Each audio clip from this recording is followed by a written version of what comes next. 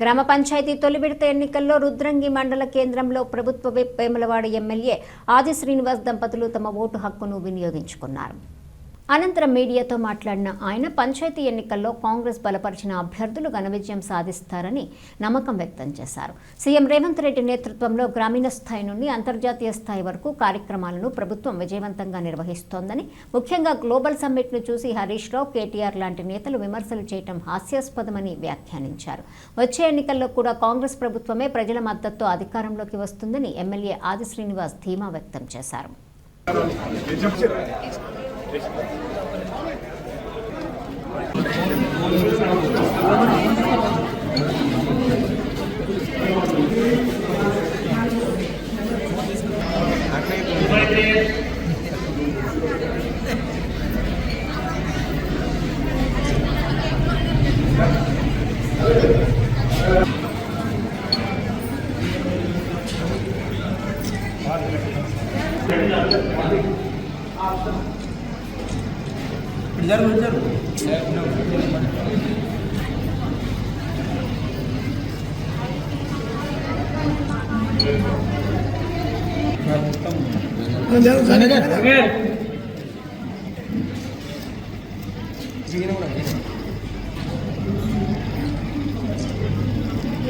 आगे ग्लोबल को एक दिया राजू नी ముందు ग्लोबल ఓకే ఆల్రైట్ కొంచెం సజ్జునా చాలు అమ్మ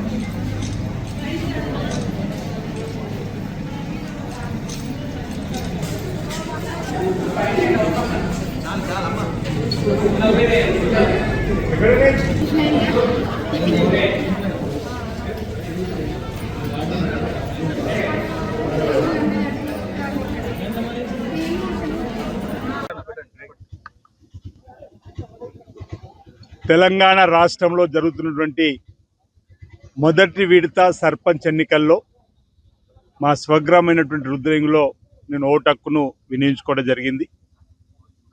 ప్రజల మూడును బట్టి, ప్రజల స్పందన చూస్తే ఇటీవల జూబ్లీహిల్స్ ఎన్నికల్లో జరిగినటువంటి తీర్పు పోలే నోట్లల్లో ఈ ప్రభుత్వానికి తమ ఆశీర్వాదనిస్తూ 51% ఇచ్చినటువంటి పరిస్థితే ఇక్కడ కూడా కాంగ్రెస్ పార్టీ బలపరిచిన అభ్యర్థుల వైపు మొగ్గు చూపుతున్నట్టుగా కనిపిస్తూ ఉంది.